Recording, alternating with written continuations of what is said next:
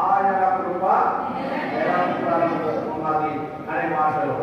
ఆయన కృప మన పట్ల లేక మీ పట్ల, మీ కుటుంబము పట్ల, వ్యక్తిగతముగా మీ పట్ల, నా పట్ల కొనసాగుచు మనం వింటూ ఉన్నాం.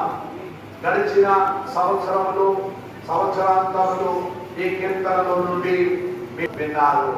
గడిచిన సంవత్సరాంతము కూడిక మంది ఉండి ఆ కృపలో కొనసాగుచు ఈ రాత్రి కూడా అలాంటి వాళ్ళకి మన చేతులు చూపి దేవుడికి మనస్సులో నుండి వందనాలు చెబుతాం.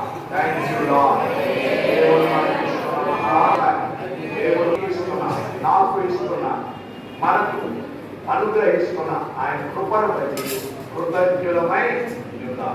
ఈ రీతిగా మనం సాగుతున్నామంటే కారణం ఏమిటి? మన గొప్పతనమా, మన శక్తి, మన బలమా, మన జ్ఞానమా? కాదు, ఆయన కృపయే.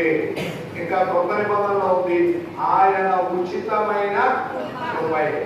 కృప అనేది దేవుడే తన పక్షముగా, దేవుడి యొద్ద నుండి ఏకపక్షముగా మనకు దొరుకుచు ఉన్నటువంటి ఈ అద్భుతమైన ఆయన దయ.